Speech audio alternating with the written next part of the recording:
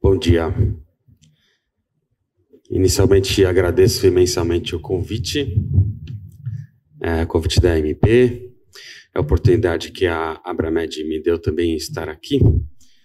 É uma honra estar aqui com vocês. Muito obrigado ao Dr. Erlan pela apresentação. Só pequenas correções, eu acho que acabaram confundindo meu nome com outra pessoa. Eu não sou de Minas Gerais, eu sou de São Paulo. E acho que foi uma pequena confusão, não tem problema. Eu já me apresento aí rapidinho para vocês. O tema que a gente vai conversar agora é atendimento pré-hospitalar, APH. Então, eu sou médico formado pela Faculdade de Medicina de Botucatu, eu sou especialista em medicina de emergência pela Abramed. Eu coordeno o serviço de pré-hospitalar lá do Hospital Israelita Albert Einstein, também sou supervisor do programa de residência em medicina de emergência lá do Einstein. Sou médico do GRAU, do Grupo de Resgate aqui do Estado de São Paulo, da Secretaria da Saúde do Estado. Trabalho também no Águia como tripulante médico. Tenho mestrado em Ciências da Saúde pela Unicamp, na cirurgia do trauma.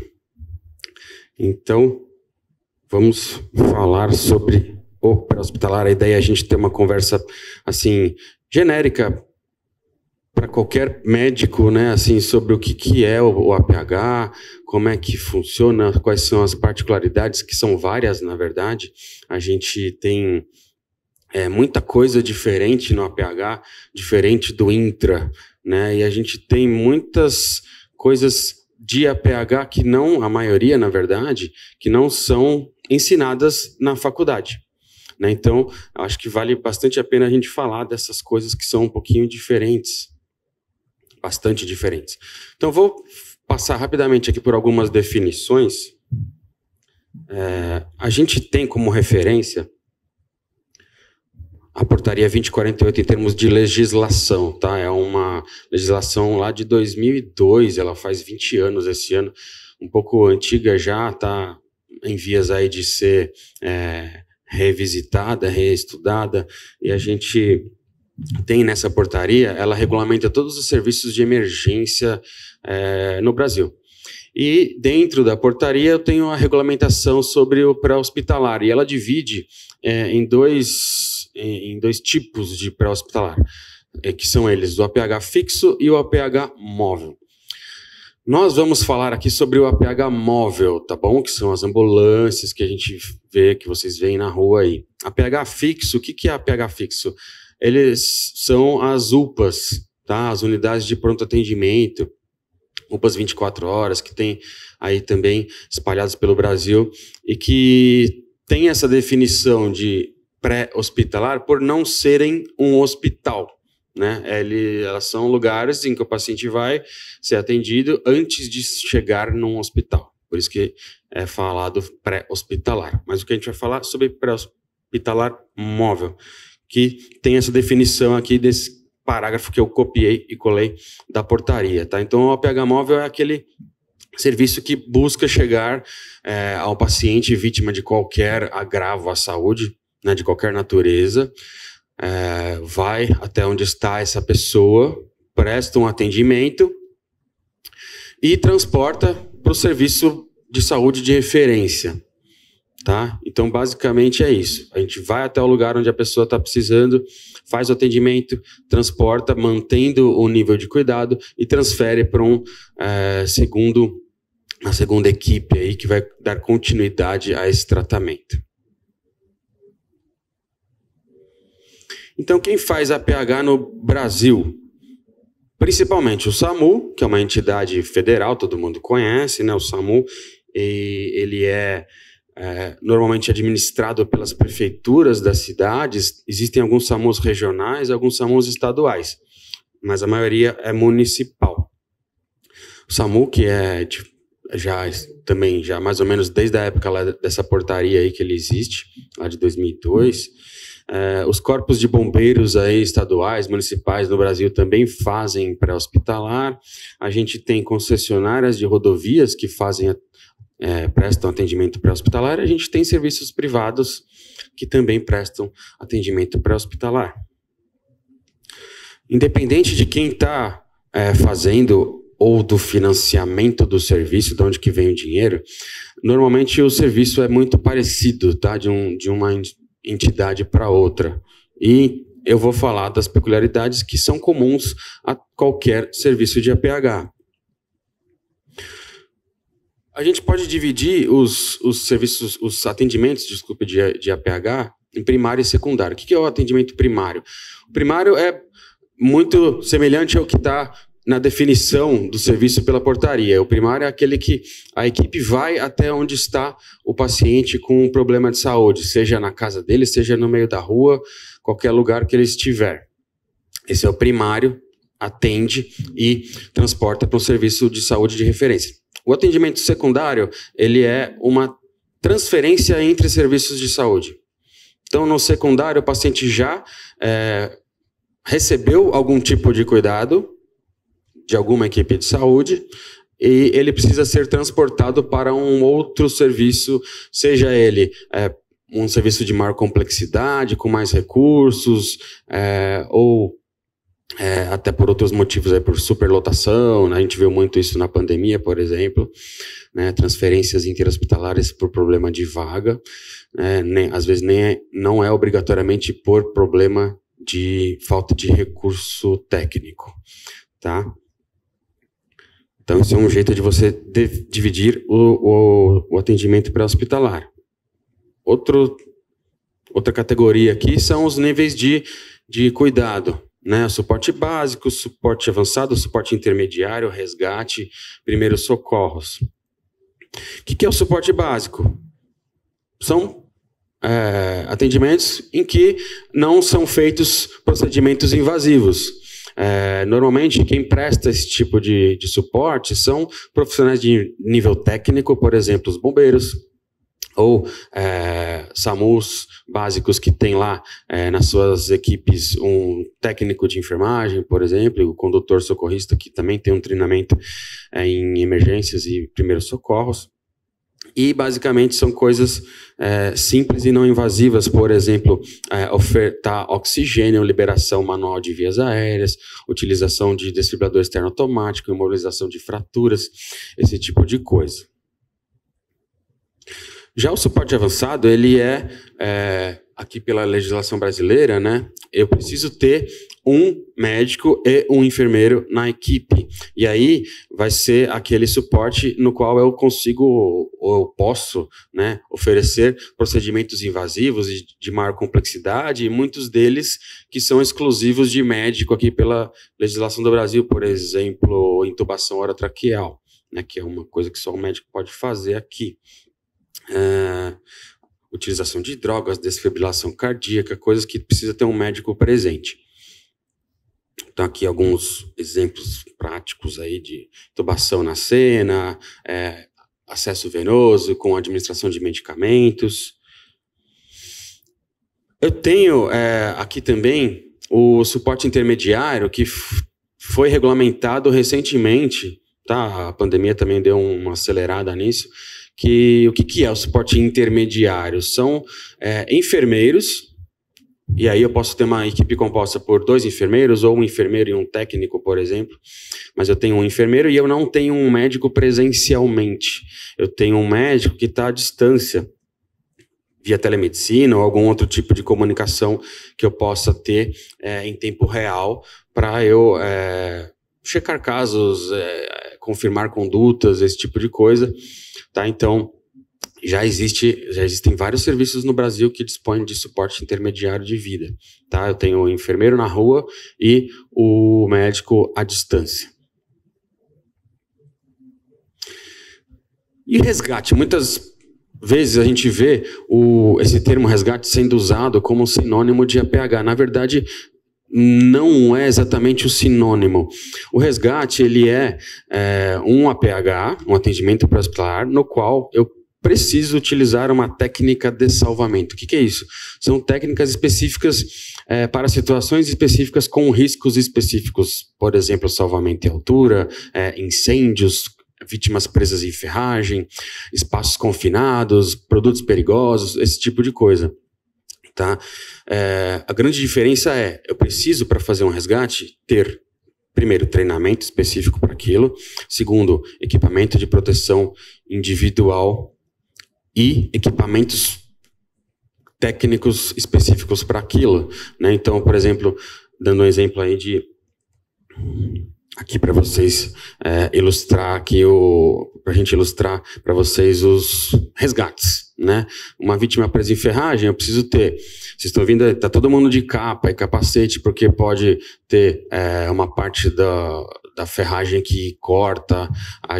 É muito fácil de se machucar nesse tipo de ambiente, né? Então tá todo mundo ali com uma capa que protege contra abrasão, que protege contra incêndio caso pegue fogo. Tá todo mundo de capacete para não bater a cabeça ali e se machucar.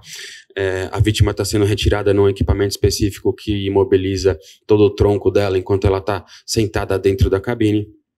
Tá? Ali à direita embaixo vocês veem uma carreta que tombou e o paciente está lá em cima, né, o motorista do caminhão. Como é que eu vou subir ali para tirar aquele cara de lá, né? Então eu tenho que ter um equipamento, uma técnica e um treinamento específico para fazer isso.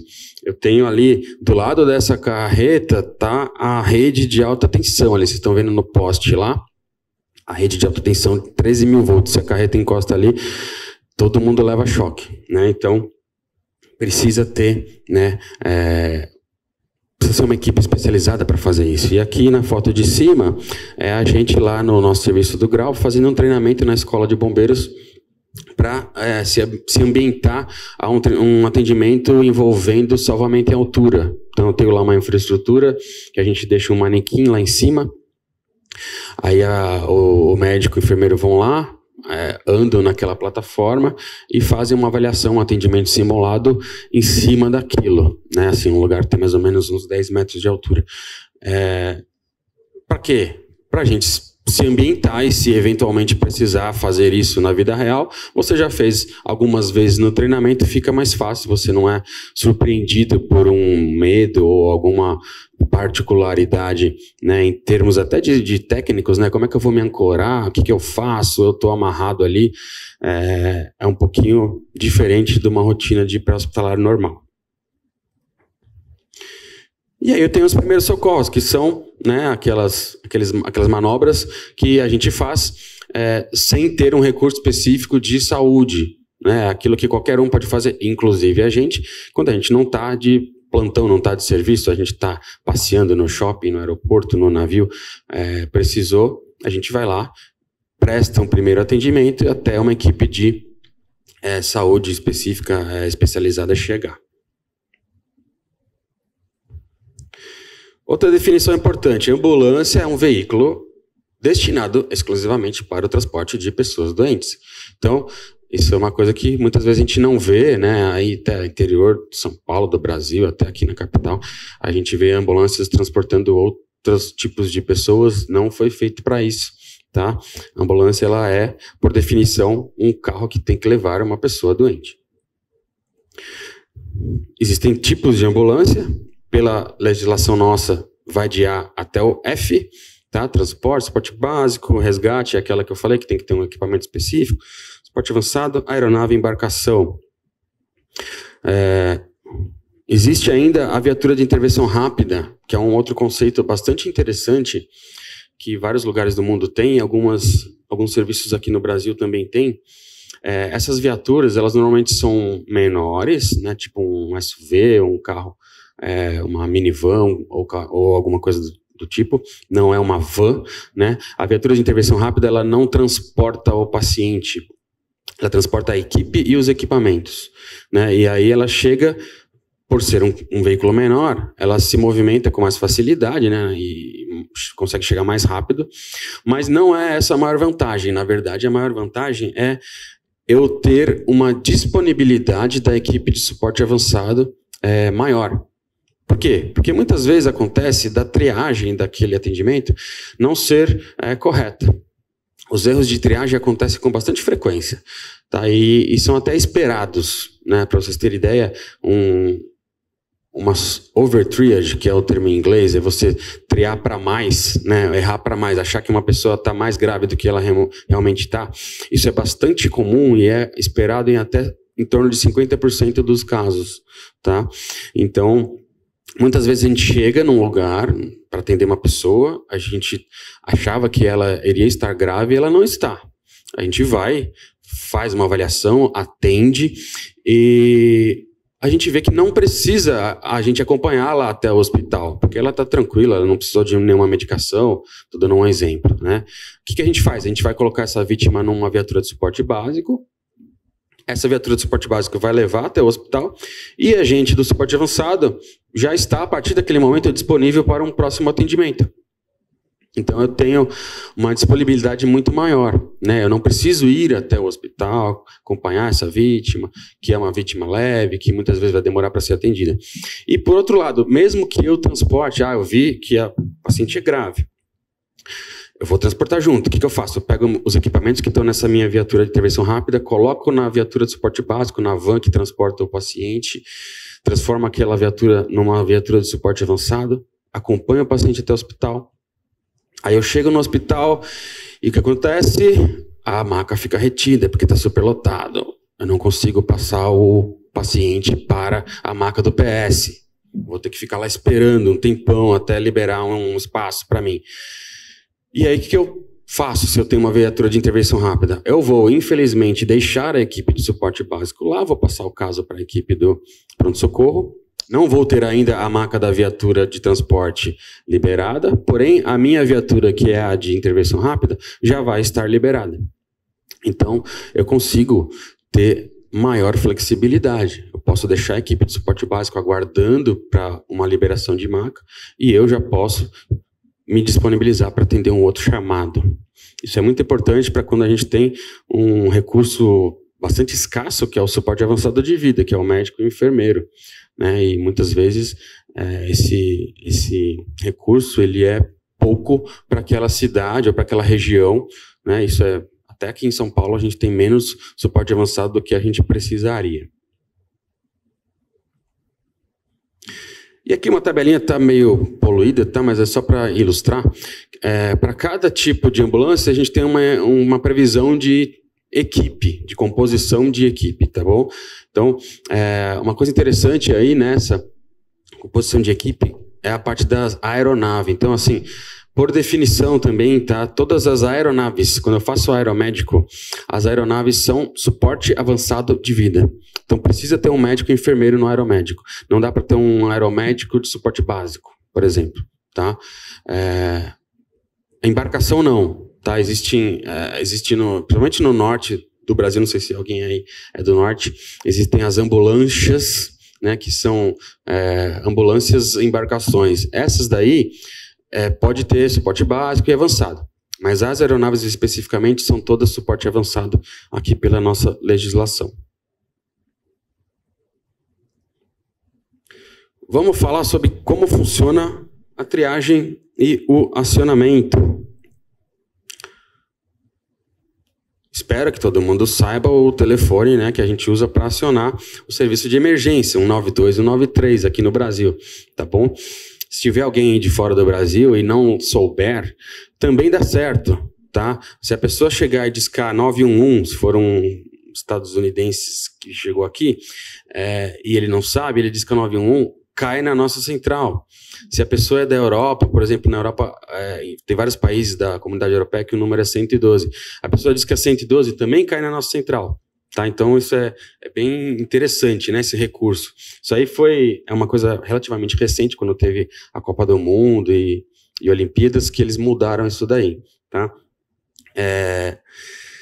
Em muitos lugares eu tenho uma central unificada, né, do bombeiro com o SAMU, e muitas vezes junto com a polícia e outros órgãos, até órgãos de trânsito, etc.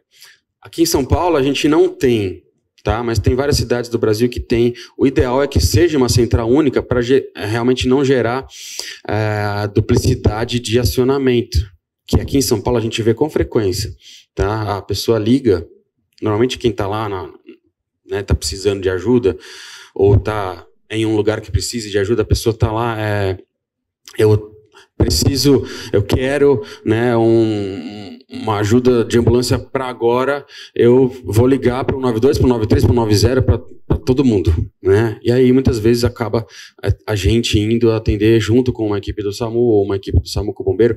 Isso é muito ruim porque, né, ocupa duas equipes desnecessariamente. Se eu tiver uma central única, isso tem menos chance de acontecer, né? Aí lá na central eu tenho o médico regulador, tenho outros profissionais, os despachadores, que são quem efetivamente vão acionar ali as equipes. Eu tenho os TARMs, que tem esse termo, né, de técnico auxiliar de regulação médica, são as pessoas que atendem o telefone. O que ele faz? Ele atende o telefone, vê qual é a queixa, faz uma triagem, pega dados, ele já tria os trotes, né, não repassa isso para frente.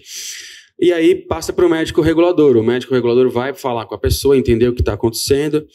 Muitas vezes eu tenho algum auxílio de alguma ferramenta estruturada, tipo um software de triagem. Aí eu vou fazendo perguntas e conforme as minhas respostas vão abrindo outras perguntas, e aí no final eu chego a um nível de gravidade que está aquele paciente, qual é o suporte que eu vou precisar acionar. E o despachador é aquele cara que ele sabe onde está cada equipe, ele sabe onde é o atendimento e ele vai acionar vai direcionar a equipe para aquele atendimento específico. Então aqui um exemplo da central lá de operações daqui da Polícia e do Corpo de Bombeiros de São Paulo. É um lugar bem grande, parece lá aquelas centrais da NASA, né, que fica lá um monte de monitor, computadores, tem a cidade inteira ali acontecendo na sua frente. E aí, como é que eu defino para onde vai o paciente? Isso é prerrogativa do médico também, tá? Regulação médica é um ato médico. Não pode ser delegado para outros profissionais, pela nossa legislação. Então, sou eu, médico regulador, que decido para onde que vai o paciente.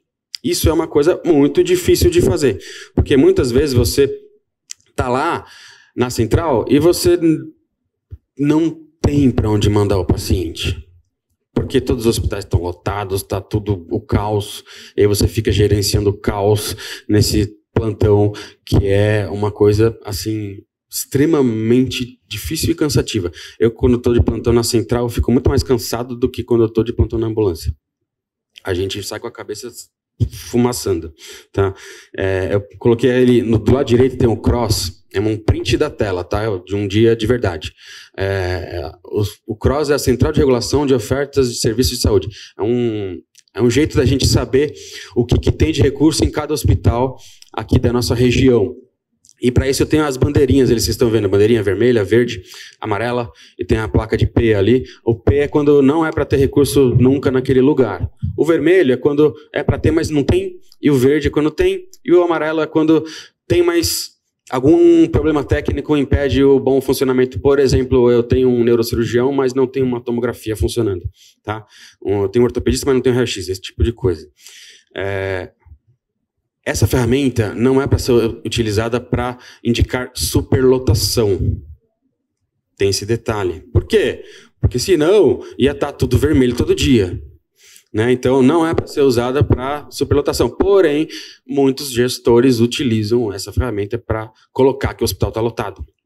E aí a gente tem uma falsa impressão de que eu não tenho recurso. Na verdade, eu não tenho vaga para o paciente.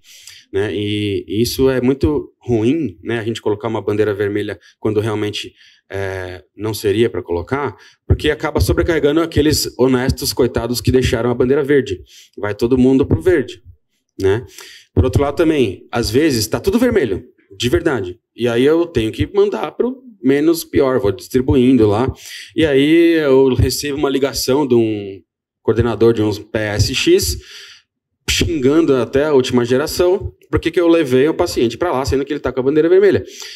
Eu respondo para ele, olha, você infelizmente não tem ideia de como está toda a situação restante ali da nossa região. Então, assim, eu tive que mandar o paciente para você, porque os outros hospitais também não têm condição, e eu já mandei para o hospital XYZ. Agora é a sua vez. Né? Então, isso a gente fica gerenciando esses conflitos o plantão inteiro. É muito desgastante mesmo. Vocês perceberam que a comunicação ela é muito importante, e para o APH especificamente, ela é um ponto nevrálgico. Por quê? Várias dessas etapas do nosso atendimento, elas são dependentes de comunicação entre pessoas, entre partes que não estão se vendo. Né? Então, a pessoa liga, começa pela ligação, né? Ela liga para a nossa central. Aí ela vai explicar uma coisa que o cara da central não está vendo. Aí a gente vai, na central, acionar alguma equipe. A equipe vai lá, atende. Às vezes a equipe precisa de um apoio. Ela vai precisar também chamar um apoio via rádio ou telefone. A gente, às vezes, aí atende, passa a informação de volta para a central entender o que aquele paciente tem e definir para onde que ele vai. Aí depois eu volto com o destino do paciente para a equipe que está na rua. Aí a equipe que está na rua, o ideal seria que a gente conseguisse já informar o hospital para onde a gente vai levar o paciente antes da gente chegar. Isso acontece muito fora do Brasil, aqui no Brasil quase nunca acontece. E aí eu tenho, né, muita chance de dar errado essa comunicação, ou de ser mal entendido, ou de não conseguir comunicar da maneira que seria ideal. Então eu preciso tentar fazer a comunicação ser o mais eficiente possível, o mais rápida possível, né? E normalmente a gente utiliza o rádio, tá? Nos serviços de pré-hospitalar. Não sei se todo mundo aqui já usou rádio, ou quem já teve ou tem aquele Nextel, é um rádio. Né? Qual que é a diferença do rádio para o telefone? O rádio, quem está sintonizado na mesma frequência, na mesma rede, você tem que apertar o botãozinho para falar, igual o Nextel, né? Aperta e fala. Quando eu aperto, ninguém mais fala. Todo mundo só escuta. Então é diferente do telefone, que pode um ficar falando em cima do outro. No rádio é só um por vez que fala. Enquanto um está falando, todo mundo está escutando. Por isso até que eu não posso ficar demorando, porque às vezes alguém precisa falar alguma outra coisa importante, e eu não posso ficar de conversa mole no rádio. Né? E daí para simplificar, né, para às vezes deixar mais fácil e mais rápido, eu uso esse código Q, que é um código internacional, mas ele é adaptado para a nossa língua aqui, que são conjuntos de 3 letras, todas elas começando com Q, e que significam ou uma palavra ou uma expressão. Você já deve ter ouvido, quem nunca teve contato com o pré-hospitalar, pelo menos o segurança do shopping, o vigia, os caras gostam de falar código Q também, né? Então, cada uma dessas sequências de letras significam uma coisa específica. A gente vai falando isso conforme o tempo que a gente está no APH, isso acaba ficando automático. A gente conversa usando essas siglas, né, no lugar das expressões mesmo, assim, de uma maneira bem automática. E tem um alfabeto fonético, esse sim, ele é universal, tá bom? Ele foi desenhado, idealizado para usar em navegação e aviação, e tem uma palavra que para cada uma dessas palavras, ela representa a letra pela qual ela inicia, né? Então, para eu não ter confusão quando eu precisar soletrar alguma coisa, ou falar, o atendimento é no bloco B, aí vai falar no bloco D, ou bloco P, ou bloco T. Então tem várias letras que eu tenho uma pronúncia que, se eu não estiver escutando direito, pode confundir. Então eu vou lá, eu falo Bravo, eu falo Delta, né? E aí eu não tenho mais como confundir, tá bom? Essa tabela que eu coloquei aí é o alfabeto fonético internacional, que é usado aqui no Brasil. Existe só um aportuguesamento aí do nosso alfabeto fonético, na letra X, né? Aqui o internacional é X-ray, a gente fala Xingu normalmente, para ficar mais fácil, que X-ray é meio, para o brasileiro falar, não é muito palatável, né? Tá bom? O resto a gente fala igual. Então vamos para a parte operacional, que é a mais legal, né? E dentro dessa parte eu tenho que seguir um princípio fundamental, que é o princípio dos 3 S's, que vem do inglês, tá? Segurança, situação e cena. Isso aqui é uma coisa, talvez seja a principal diferença do pré-hospitalar para o intra, e talvez seja a principal coisa que normalmente não é ensinada nas faculdades, né? É eu me preocupar com uma visão global do que está acontecendo, porque normalmente eu vou atender num ambiente externo. Às vezes eu atendo dentro de residências, mas mesmo assim um ambiente que não é o hospital. Então eu tenho que ter uma visão global primeiro, eu tenho que me preocupar com a segurança minha e da equipe, e depois eu vou focar no paciente. Na faculdade a gente aprende a olhar o paciente, sempre, né? Você fica com uma visão meio em túnel. Então eu preciso ter essa avaliação macro para depois fazer o meu foco. Então eu vou dar um exemplo aqui para vocês, essa cena. Tá? Eu não tenho nenhum paciente nessa cena, eu tenho só o ambiente, a imagem. Eu tenho como ver o mecanismo de trauma, eu consigo inferir pelo grau de deformidade até do veículo qual é a quantidade de energia cinética envolvida, até pela via que ele estava, né? Eu sei lá que a fórmula da energia cinética é massa vezes a velocidade ao quadrado dividido por 2. Então, se eu tenho a velocidade daquela via, a velocidade do carro, eu tenho uma ideia da energia cinética. Tá? A velocidade é muito importante, porque né, a fórmula da energia cinética ela está ao quadrado. Então, eu vou imaginar as lesões que o paciente pode ter, só olhando como está aquele veículo. Tá? E aí, olhando de um outro ângulo, eu vou também lembrar da segurança, porque pode ser que esse veículo esteja na beira de um barranco. Doutor Ricardo, Oi? Concluindo, por favor. Sim. A gente pode, daí, se machucar se eu for muito empolgado ali, tá bom? Aí eu vou ter muitas peculiaridades, que são essas. As condições não ideais, por exemplo, eu estou à noite, eu estou dentro de uma viatura fazendo um procedimento invasivo, tá? Eu estou exposto, olha o tanto de gente que tem ali no viaduto olhando, né? Gente filmando o tempo inteiro, eu estou aparecendo ao vivo no Datena, então eu tenho que tomar cuidado com tudo isso daí. Eu tenho chuva, eu tenho sol, eu tenho que sentar no asfalto que está queimando, né? Eu tenho locais de difícil acesso, tenho que pular cerca, subir muro, andar no entulho, igual nessa foto de baixo aí.